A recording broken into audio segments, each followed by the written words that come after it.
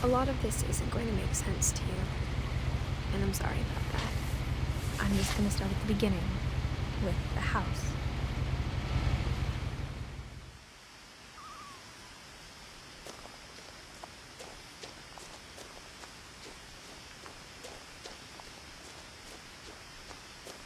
I lived here until I was 11, but I wasn't allowed inside half the rooms.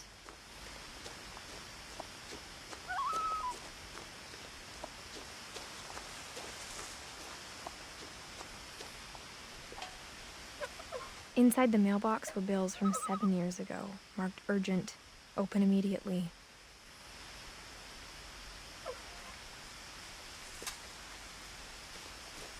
I hadn't been back since my brother Lewis's funeral.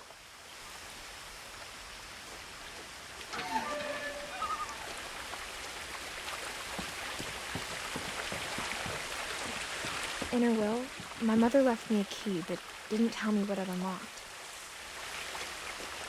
Maybe she thought I'd know, or she thought that the mystery would be enough to bring me back.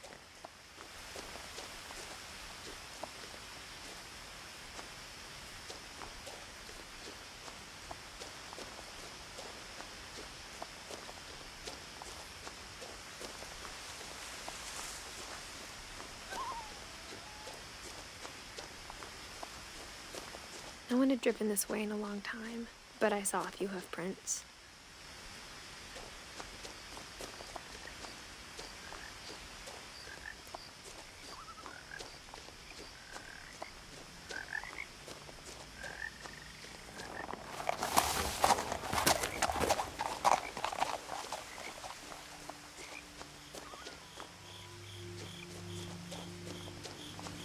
The truth is, even after I inherited the house, I never thought I'd come back to it.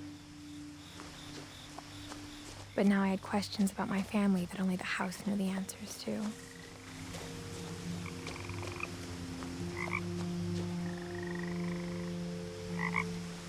The house was exactly like I remembered it, the way I'd been dreaming about it.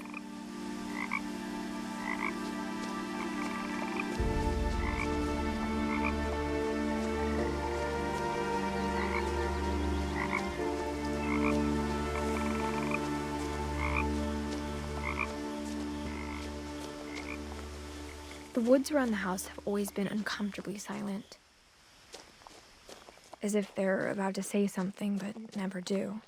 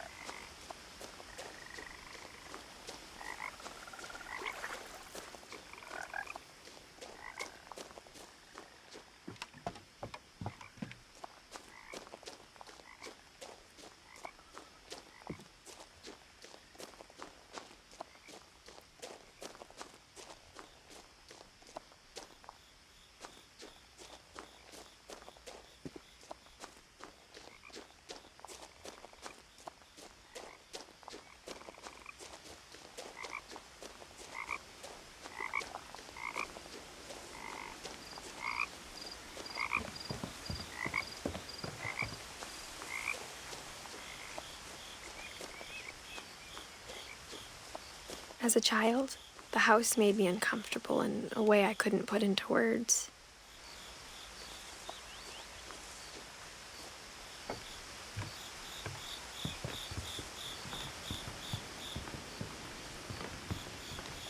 Now, as a 17-year-old, I knew exactly what those words were. I was afraid of the house.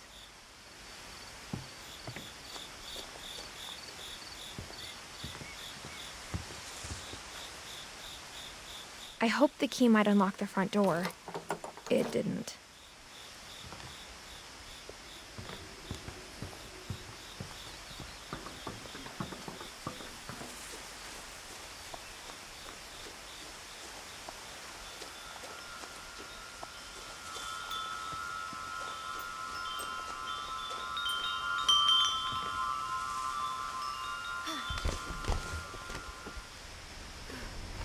Crawling through the doggy door used to be a lot easier when I was 11.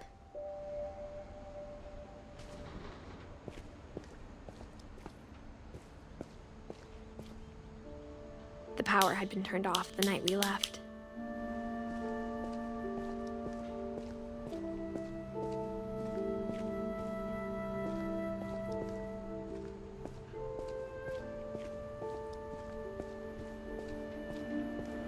For the first time in years,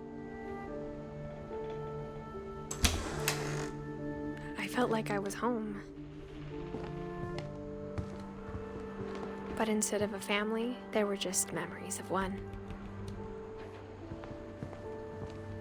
Like how only one restaurant would deliver to our house, so we had Chinese a lot.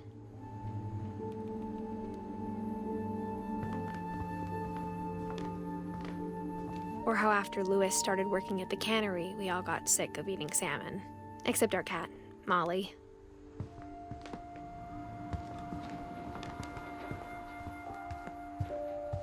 The table was still a wreck from the night we left. It was like a bomb had gone off, killing everyone but sparing the furniture.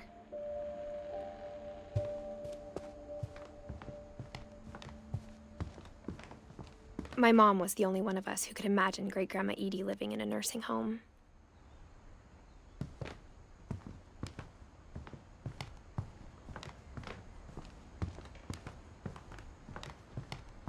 Nothing in the house looked abnormal. There was just too much of it, like a smile with too many teeth. Even the fireplace had a story.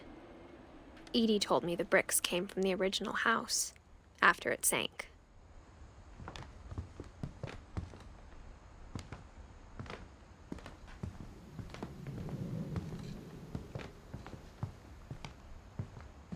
Mom always told me to stay out of the basement, so I wasn't too surprised when the key didn't fit.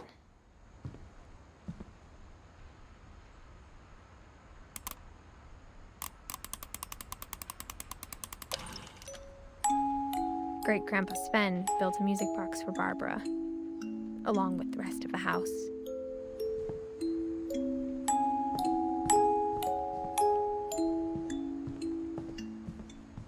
A lot of things got left behind in the whirlwind of that last night. My mom wasn't much of an optimist, but she never stopped believing that my brother Milton was alive.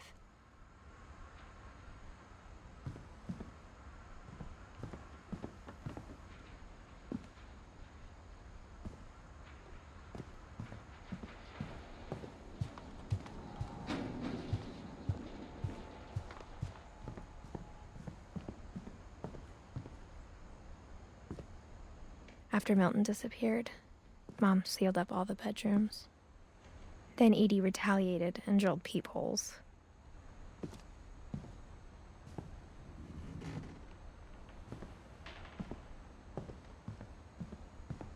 Whenever people ask me about my family, the first thing they always want to know about is Barbara.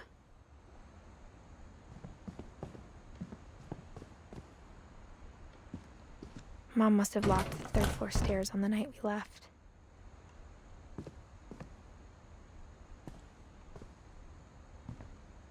Edie's father, Odin, built the original house.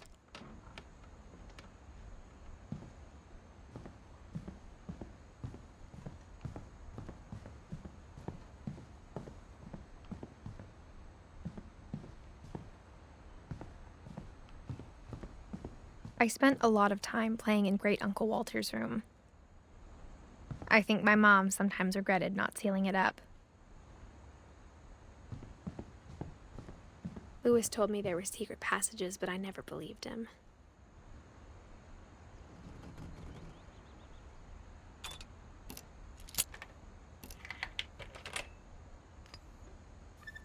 Turns out, my mom was really good at keeping secrets. Now it was time to find out what my mom had been afraid of.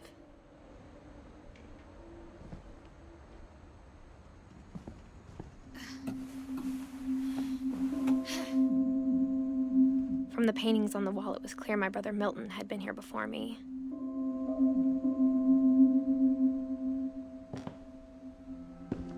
Reading this, maybe it sounds like I had a plan.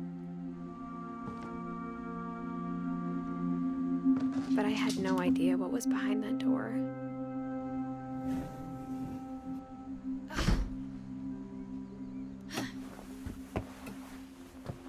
Just like I had no idea where all this was gonna lead. I grew up looking at Molly's room through the peephole. Molly's gerbil had a tiny bedroom with its own even tinier gerbil cage. Being inside for the first time, I felt like I'd stepped behind a painting.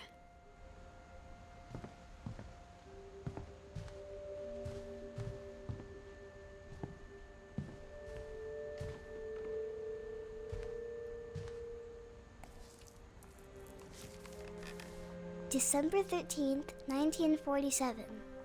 Dear Diary, I'll be gone soon, but I wanted to tell somebody about what's gonna happen. It started when Mom sent me to bed without dinner. I woke up and I was starving, so I looked around for something to eat. The gerbil food was dry, but I didn't mind it.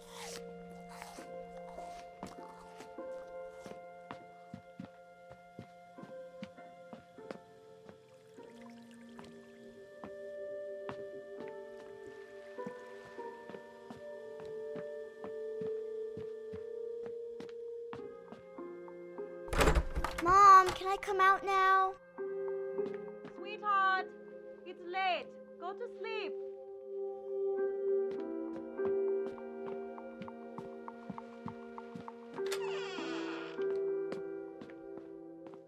I kept eating and eating.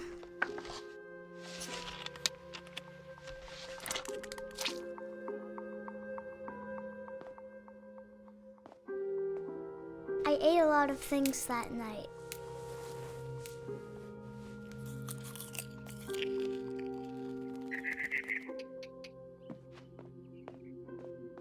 Then I heard chirping outside my window. It was a barn swallow going back to her nest. I reached out for her.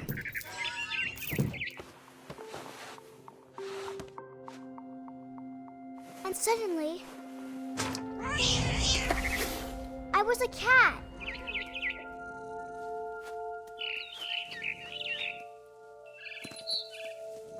I tried to be quiet, but the bird was really scared.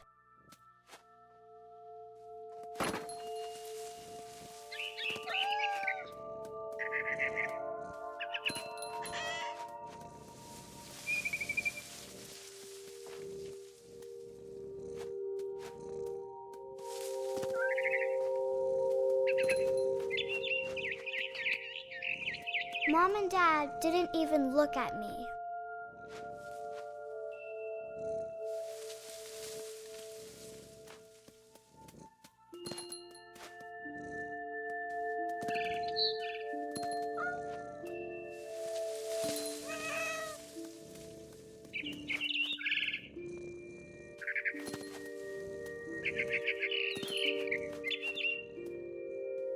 I jumped and I almost got her.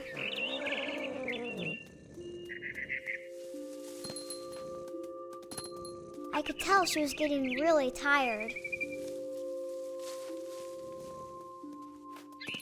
Now I was up in the big tree. I promised Dad I wouldn't climb it anymore. All I cared about was eating that mama bird.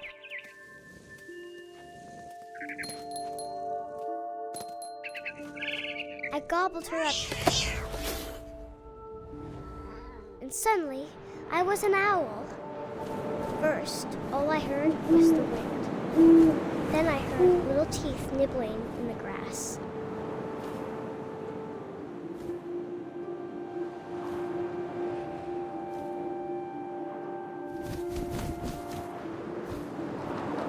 Rabbits.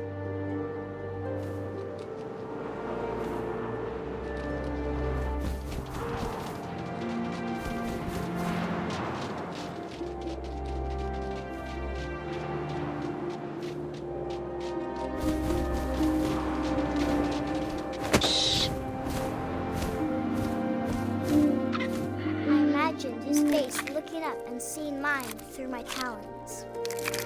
I swallowed him up, and I didn't chew one bit. Then I flew off to find something bigger.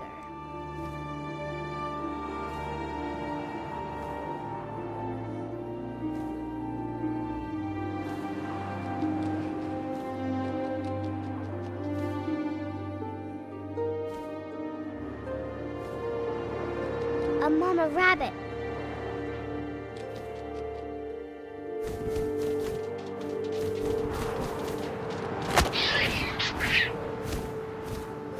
She was almost too big to carry.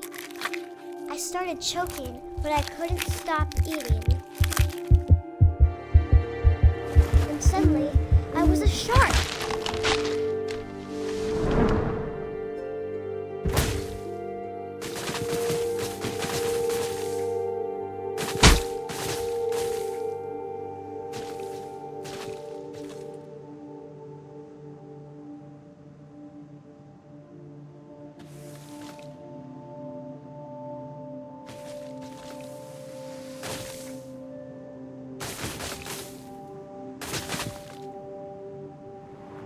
I rolled off a cliff and into the ocean.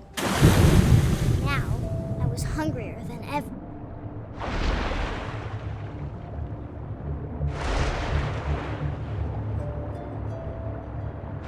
I wanted fat, juicy seals.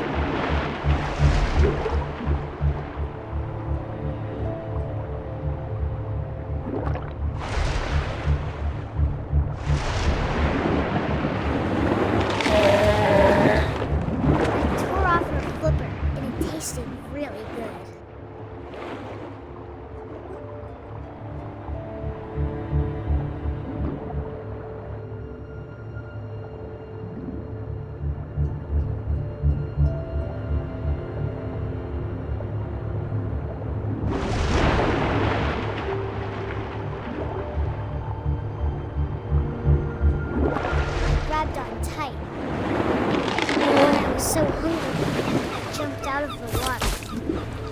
When I opened my eyes, everything had changed.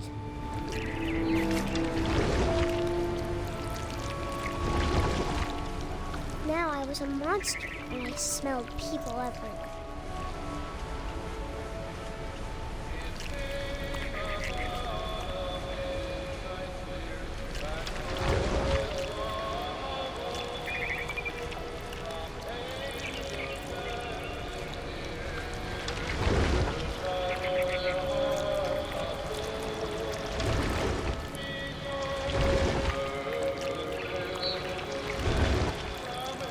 I was big, but I moved real quiet.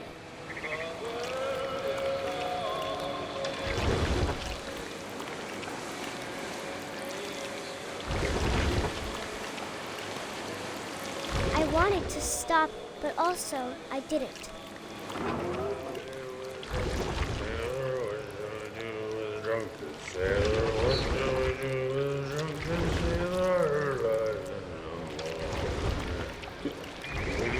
Belly with a rusty razor, his belly with a rusty razor, his belly with a rusty razor, in the morning. What shall I do with a drunken sailor? What shall I do with a drunken sailor? What shall I do with a drunken sailor? Put him in bed with the captain's daughter, put him in bed with the captain's daughter, put him in bed with the what shall we do with a drunken sailor? sailor, what shall we do with a drunken sailor?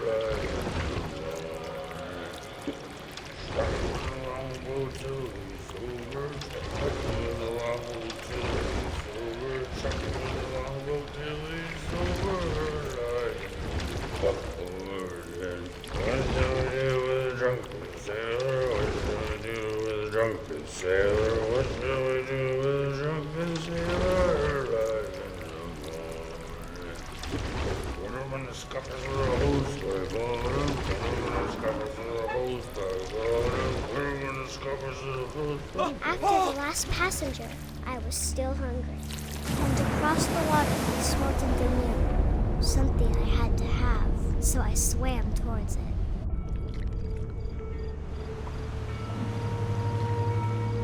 I slithered onto the sand, and the good smell went into an old pipe.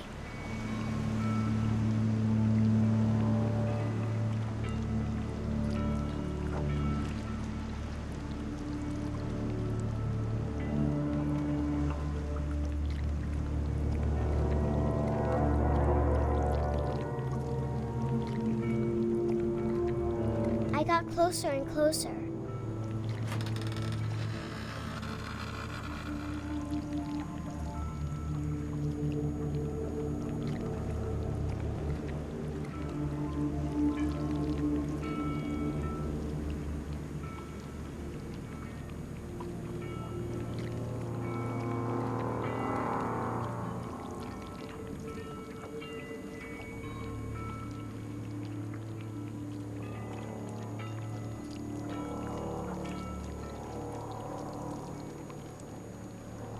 All of my stomach started growling.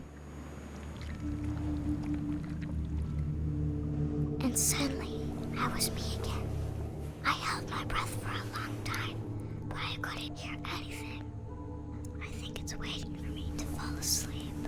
But it's not going to wait much longer. It needs to feed, and we both know I will be delicious.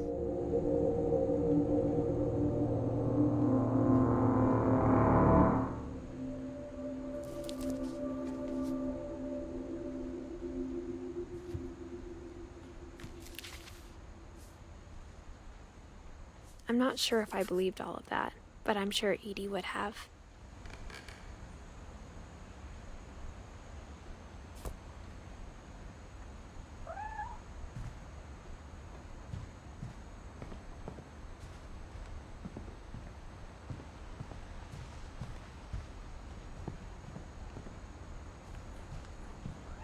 I can't describe it, but I felt like some part of Molly was still here.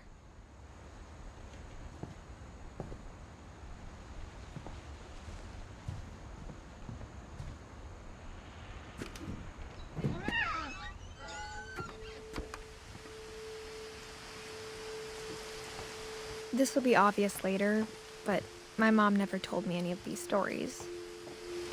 Edie would have, but Mom didn't like bringing up the past. Though, when we adopted a stray kitten, she was the one who named it Molly.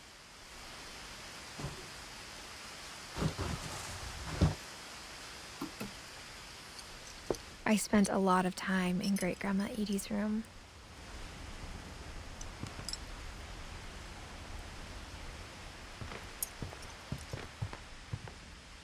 Louis died a week before we left, but Edie had already started to memorialize him. Her room was like a museum.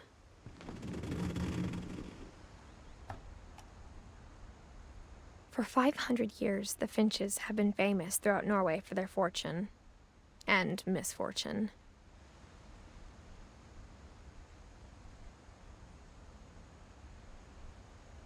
Odin Finch buries the latest victims of the family curse, his wife Ingeborg and their newborn son, Johan. On January 7th, 1937, he set sail with his family and his house, hoping to leave the curse behind. But 40-foot waves off the coast of Washington send the house and Odin to the bottom of the sea. Odin's daughter Edie, with husband Sven and baby Molly, step ashore on their new home, Orcas Island. Odin Finch is the first to be buried in the new family cemetery. His daughter Edith is already dreaming of a new Finch house.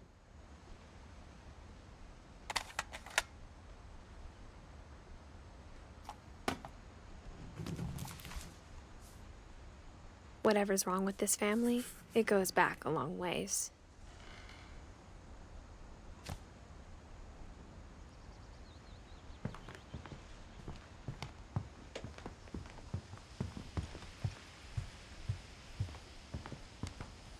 When Edie told people Sven was killed by a dragon, she could also have said he was building a dragon-shaped slide that collapsed. She could have, but she didn't. Even in her 90s, sometimes Edie seemed a lot younger than my mother.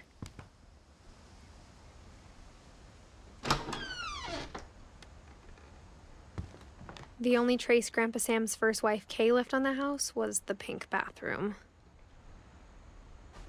It was a pretty big trace.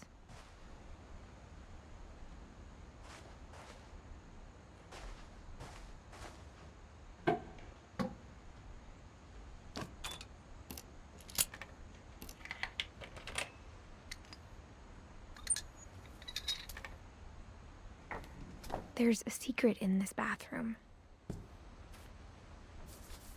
It's in the last place you would look.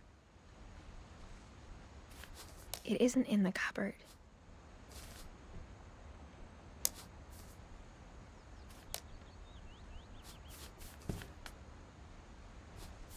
It's hidden in this book.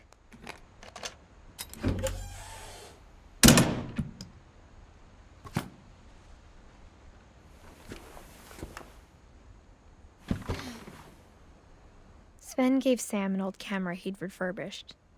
He never put it down.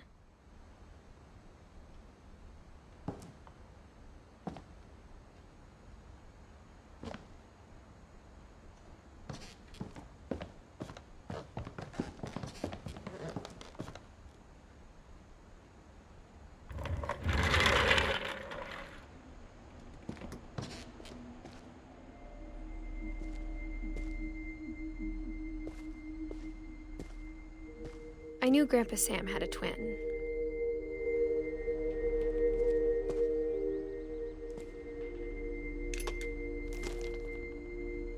And that he never talked about him.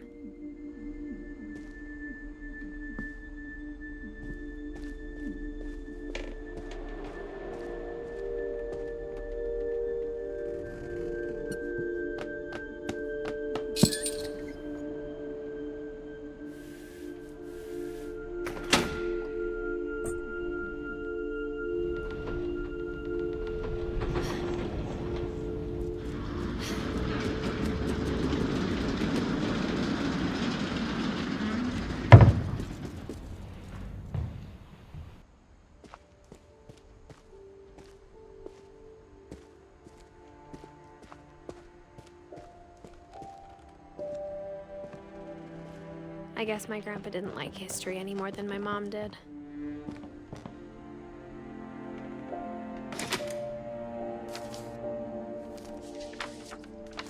How I Want to Remember My Brother by Sam Finch. The thing I remember is that when he made up his mind, that was it.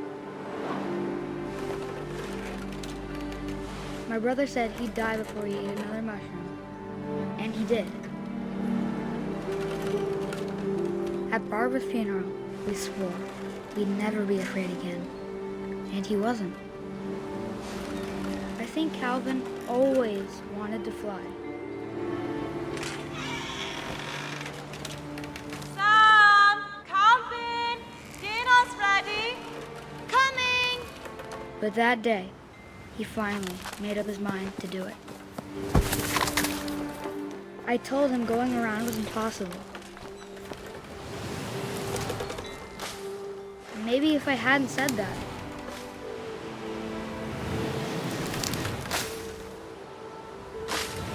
Calvin, I'm not gonna tell you again. Maybe if the wind hadn't picked up. And maybe he'd still be here. But I doubt it. I think he'd already made up his mind. That's what I want to remember about my brother.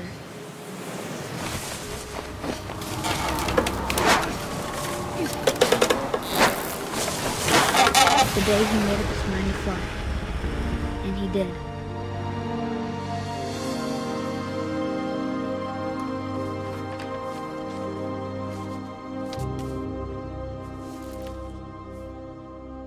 Calvin's story felt strangely familiar. When I was younger, I remember trying to do the exact same thing. After the funeral, Edie roped off Calvin's half of the room.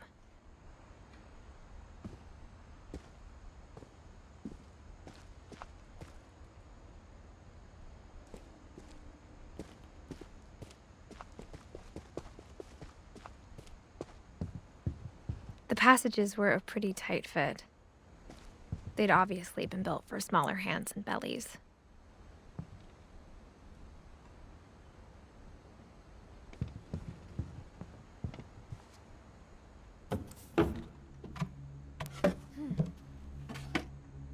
Growing up, I always thought of Barbara as a child star.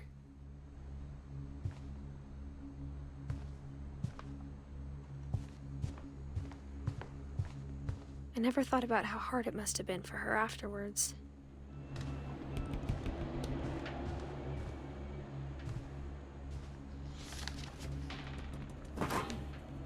Of all the stories people wrote about Barbara's death, I'm surprised Edie saved this one.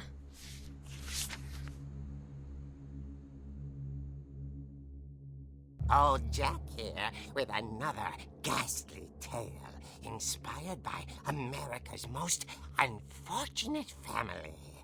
I'm calling it The Surprise Ending of Barbara Finch. As a child star, Barbara was famous for her scream. Now at 16, she was all washed up. A has-been. But in a lucky break, she'd been asked to perform her signature scream at a local convention for monster movie fans. It was just the boost her career needed. Unfortunately, her scream hadn't aged well. Getting better. I think you just need the right motivation. Her biggest fan and current boyfriend, Rick, was about to demonstrate when... Now that was a great scream. It was Barbara's father, Sven. He'd slipped into a table saw and had to be rushed to the emergency room. So Barbara got stuck babysitting her youngest brother, Walter. Her convention comeback was cancelled. Okay, I'm hearing frustration, but I'm not hearing terror. What if I tried... A gang of hoodlums in Halloween masks have been terrorizing Orca's Island tonight. Police are urging residents to... That came from the basement. You're right! Also, I loved your delivery on that. Why is your basement door locked? Because my dad likes making puzzles and secret passages. There's a key hidden in the music box. The secret is to keep winding and winding until finally the key pops out. Thanks, babe. I'll be back in a sec. 20 minutes later, Rick hadn't returned. So Barbara went to look for him, right on cue. She reached for the music box. And as she wound the key, she listened for Rick, but the house was silent.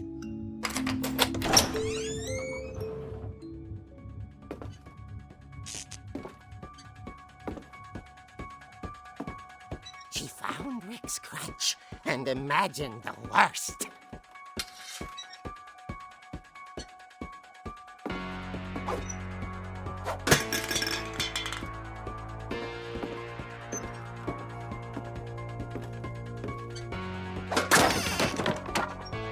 The gang's leader is the infamous Hookman killer, Dr. Carl Hamill, who impaled and then ate his family 10 years ago tonight.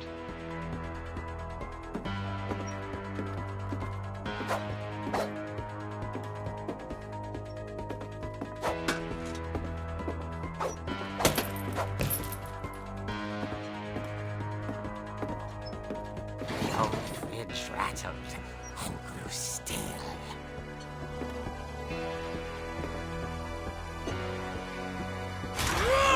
Oh dear! Oh! Rick? Barb, relax. I was just trying to scare you to help you find your scream. Well, I'm not scared, Rick. I'm furious. Then act furious. All I'm getting from you now is that you're hurt and confused and She threw him out, but she kept a little something to remember him by. Barb, have you seen my other crutch? And she was still holding it when she fell asleep watching the late picture show. Hours later... Barbara! Walter, what's going on up there? Ah! Okay, I'm coming up, but if this is a trick, you're dead, Walter.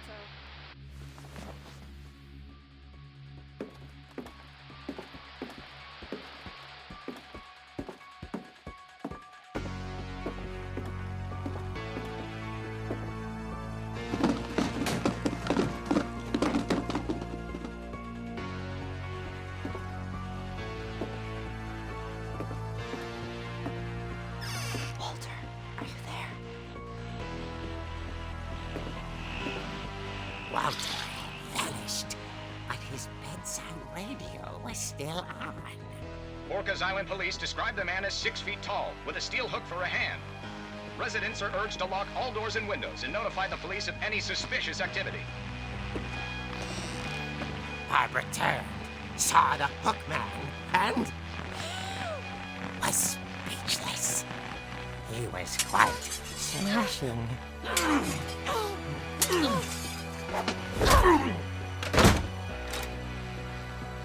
here he was. He couldn't get enough of Barbara. Okay, Barbara, there's gotta be another way out of here. That night, she played her part beautifully.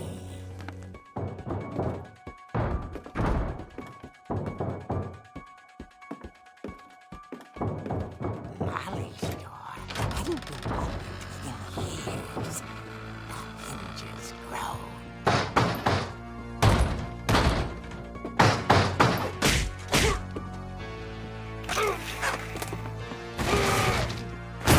He wasn't moving, but she sensed the story might not be over yet.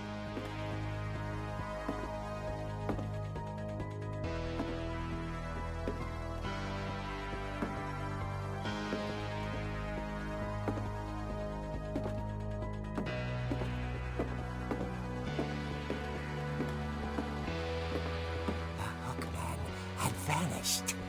She listened for his breathing, but all she heard was...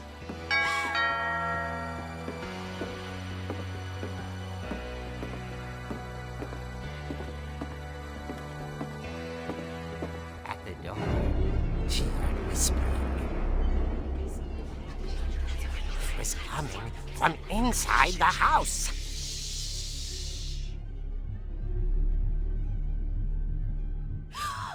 Oh dear.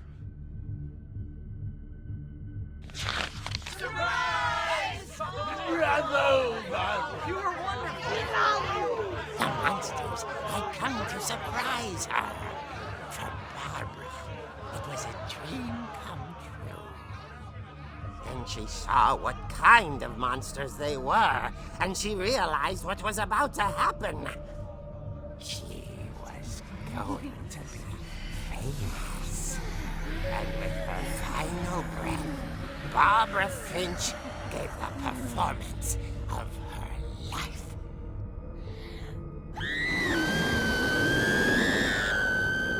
I wasn't there myself, but I hear Barbara was magnificent. she had a taste for stardom. But unfortunately, so did her fans. Of course, the police blamed it all on poor Rick, who disappeared the same night. And little Walter? Hiding under his bed the whole time. He took it all pretty hard, but that's another story. As for Barbara, tucked inside the music box is all they ever found of her. Her ear. Now that's what I call a real eerie tale.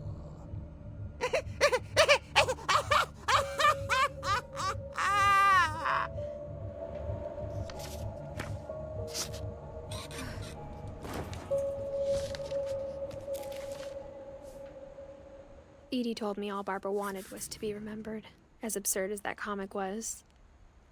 Maybe what Edie saw was a happy ending.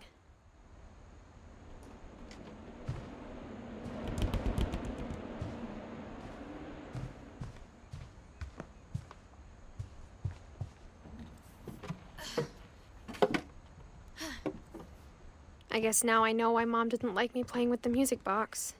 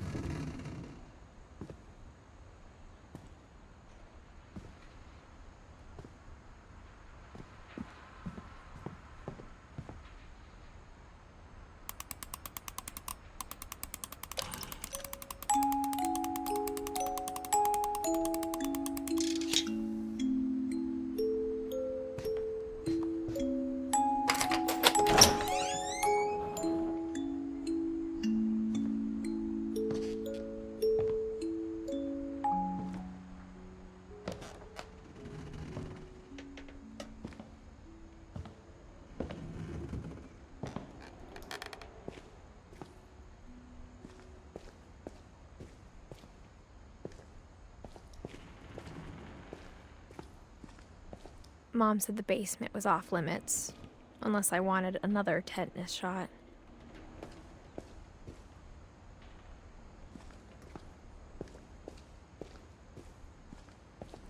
I saw Edie sneak down to the basement once, carrying packages. I thought maybe she was hiding presents.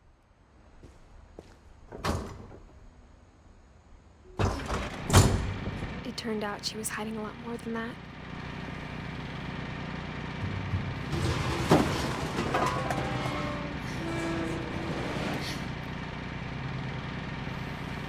I remember asking Mom once about where Walter had gone.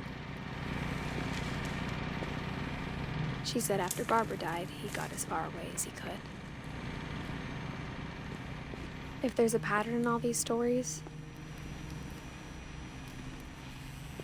I think it's that none of us has gotten very far.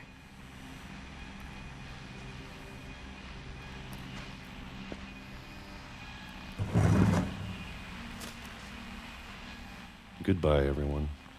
I can't believe I've been down here for 30 years. On that first day, after the shaking started, I didn't think I'd survive a week.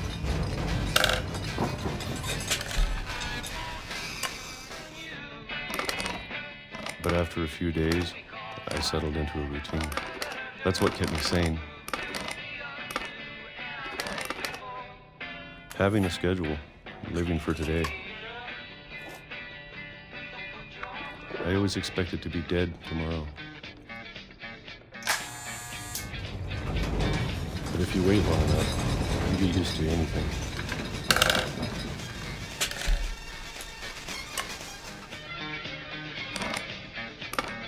Even a monster on the other side of the door starts to feel normal. Almost friendly.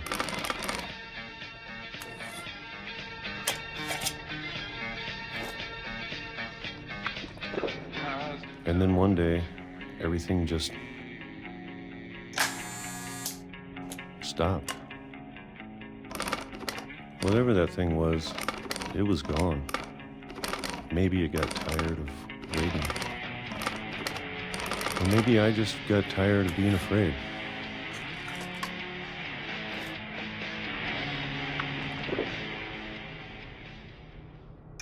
It's been a week now, the longest in 30 years. I'm done waiting. I have to leave while I still can.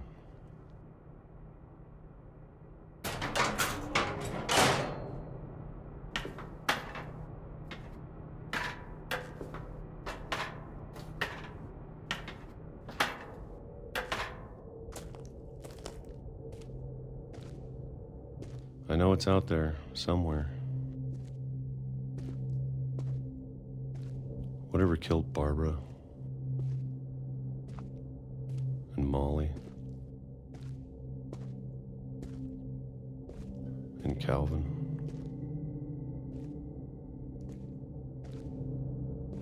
Maybe this is all a mistake.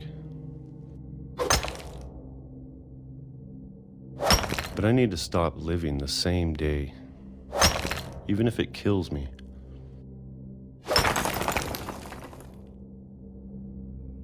Whatever's out there, I want you to know I'm ready for it. I'm going to appreciate all of it, especially the food. I don't mind if I only have a year left, or a month, or a single week. I'd be happy with one more day. I can already imagine the sun on my face.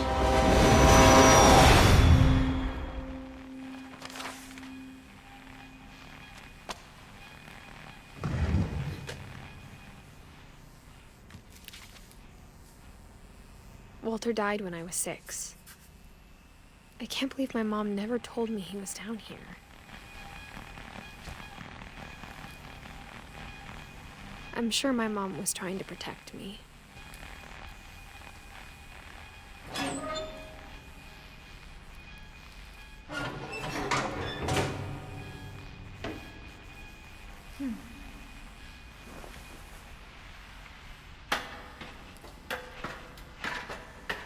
Maybe she was afraid I'd end up like Walter. But if she never told me about an uncle under the house, I can only imagine what else she was hiding. I don't want to make the same mistakes she made.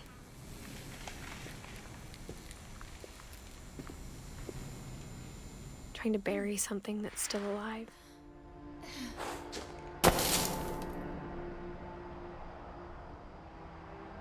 Now that there's only one of us left, or maybe 2, I thought it was time I heard the stories for myself and found out what happened to everyone else. But now I'm worried the stories themselves might be the problem. Maybe we believed so much in a family curse, we made it real.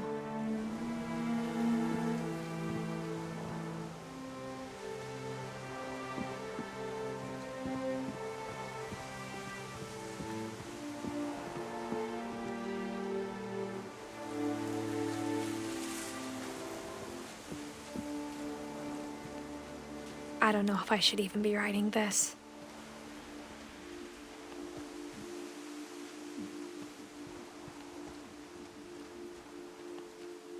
Maybe it'd be better if all this just died with me.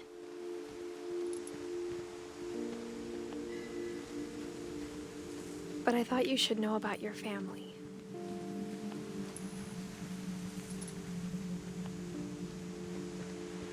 And the history you're a part of.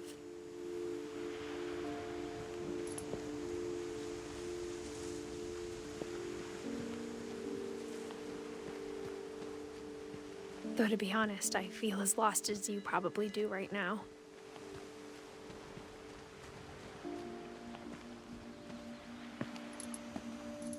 I think the people in these stories believed them, for what that's worth.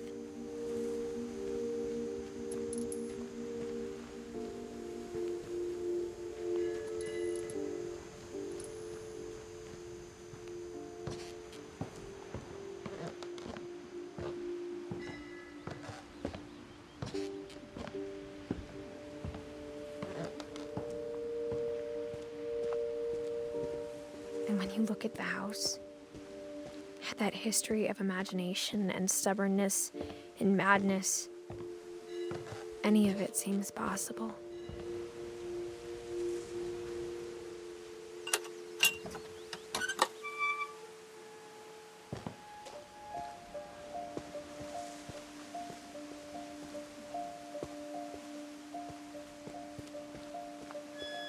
I think we've been surrounded by death for so long, we've just gotten used to it. What kind of family finishes building a cemetery before starting the house?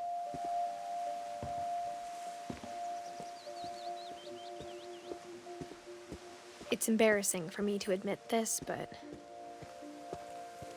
the pet cemetery made me more uncomfortable than the human one. 3 of the gerbils were mine, and 2 had been my fault.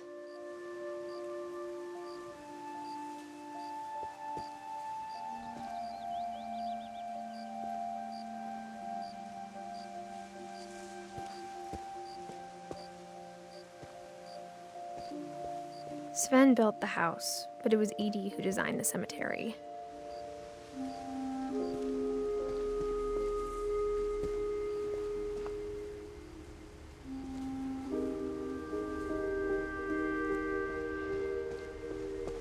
I'm sure Odin's monument had been Edith's idea.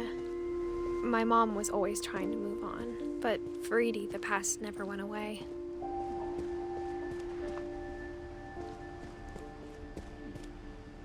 She could see it poking out of the water at low tide.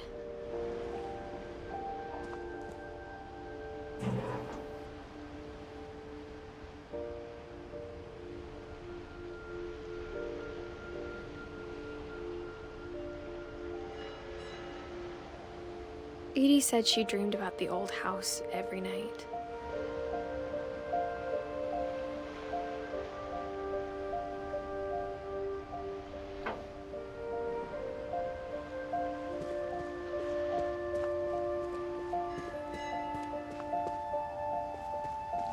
Edith's side was always easier for me to understand. But the older I get, the more I can see where my mom was coming from. Her dad had been pretty strict, but it wasn't enough to save her brothers. She was just trying to do better. She lost 2 of her brothers, just like I did. I get why she tried so hard to protect us.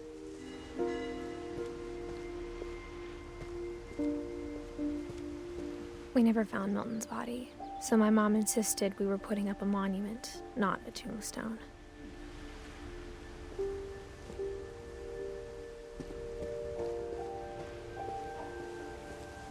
There's so many things I wish I could ask my mom now. Part of me thinks this is what she wanted all along. For me to come back someday and find everything out for myself.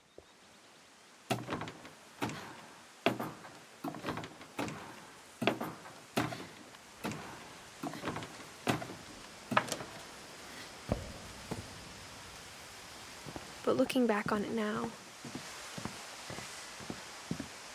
if she told me there was going to be so much climbing, I never would have come when I was 22 weeks pregnant.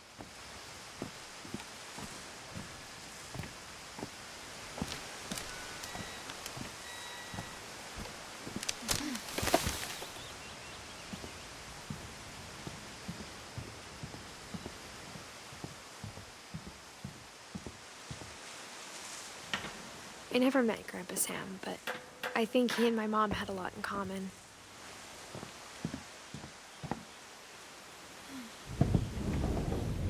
They were both pretty intense.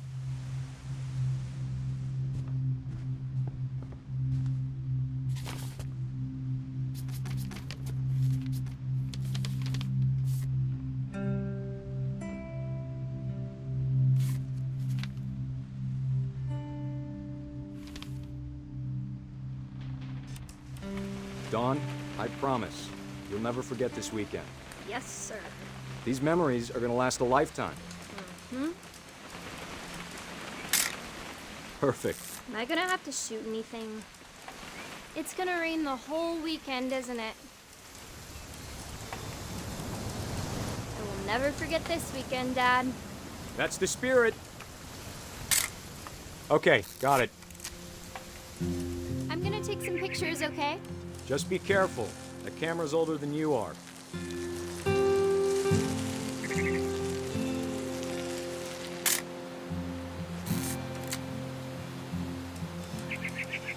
You're right, Dad. It's starting to clear up. Still freezing, though.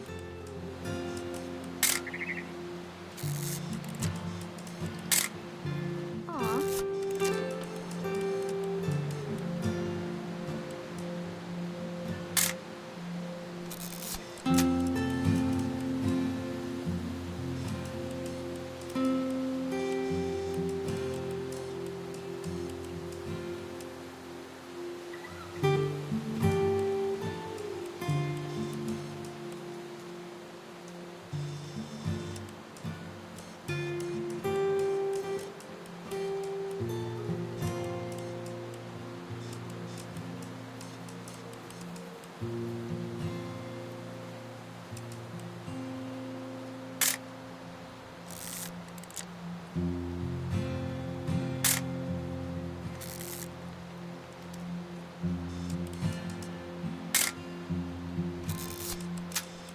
Definitely should not have drunk all that coffee.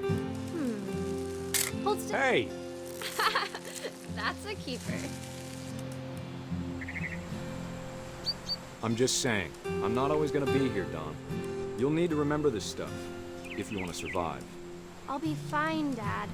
You know who else thought he was gonna be fine? Some guy who died. Don, I'm being serious. I know, Dad. You're always serious. Doesn't being out here make you want to chill out? Well, to tell you the truth, I haven't been out here in 20 years. Don, don't you think you could find something more interesting to photograph? You don't need to waste any more film on me, kiddo.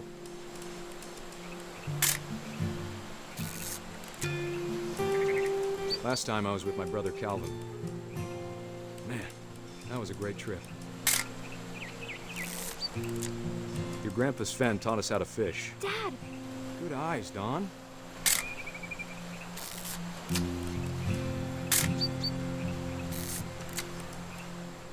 Before you take the shot, let me get a picture of it.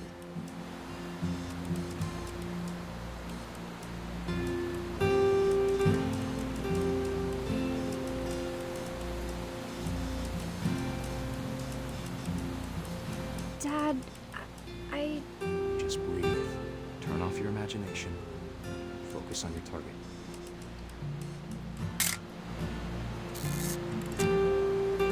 Let me get the eye.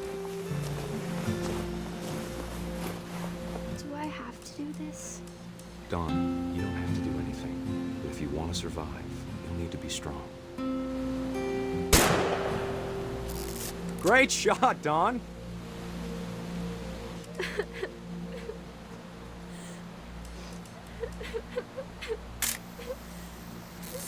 I'm proud of you, Dawn. Always remember that, okay?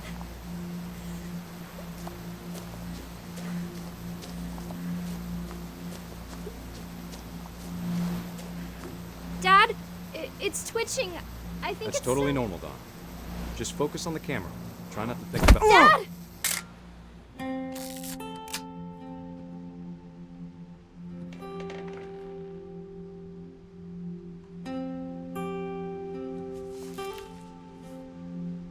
Of all these stories, that's the one I wish most that my mom had told me.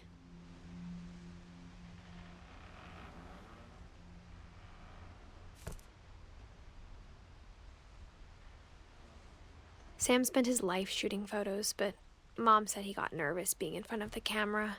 I guess we're all afraid of something.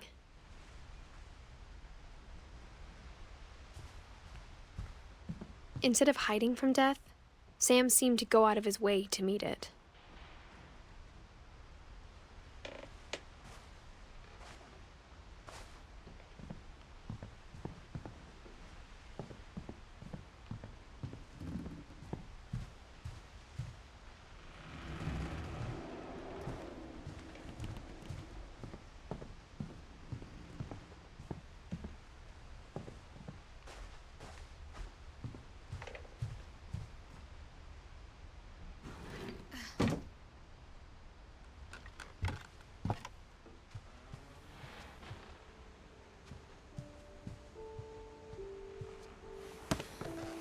After Sam died, my mom and Edie got really close.